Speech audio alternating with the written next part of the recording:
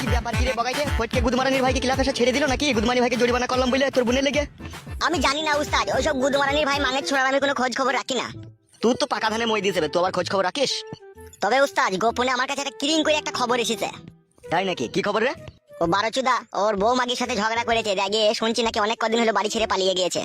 না না না না লয় উস্তাদ, ঠিকই বলছি আমি। কোথা পালিয়ে গেছে রে সে শালা? नहीं मालूम उस्ताद किधर गया।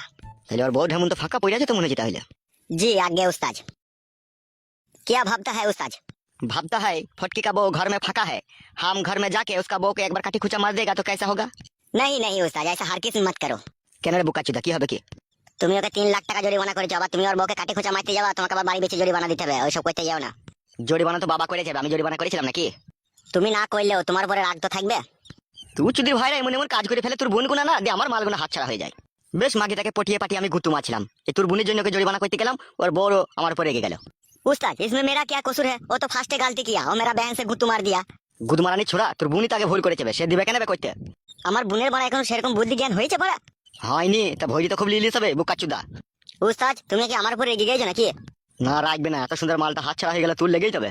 তা বলো মালটাকে কি করে তোমার সাথে জয়েন করে দেবো বলো, সেই রকম আমি একটু করছি কষ্ট মষ্ট করে। পারবি মালটাকে আবার আমার সাথে জয়েন করে দিতে?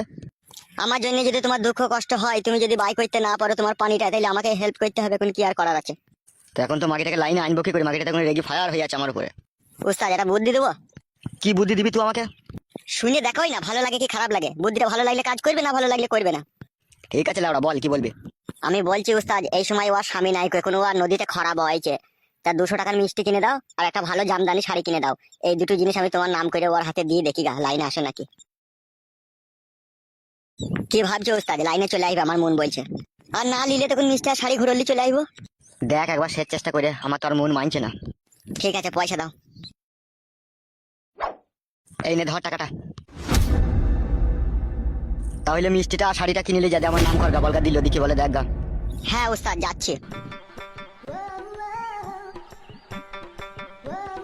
এই শালা বোকাচোদাদের বিচার করতে গিয়ে আমার গান মরে গেছে, আর কারো বিচার করলে হবে না, নাইলে বৌদিগুলো এই পাড়ার হাতছাড়া হয়ে যাবে মারা। যা বিচার করার করেছে মারা, আর করলে হবে না, নাইলে বৌদিদের ওই সৌন্দর্য পাকানে চুমু খেতে পেয়েছে না মারার। লেওড়া জীবনটাই পুরো মলম লেগে গেল মারা। বাড়া কি বলে যে ডাকবো ভয়ও লাগছে বাড়া, আবার না ডেকে উপায় নাই, নাহলে বাড়া উস্তাদের এদিকে আবার গুঁতুনি খেতে হবে। যা হবে হোক বাড়া, মেরে তো আর ফেলবে না, একবার ডেকেই দেখি। বৌদি ও বৌদি, ও বৌদি। কে?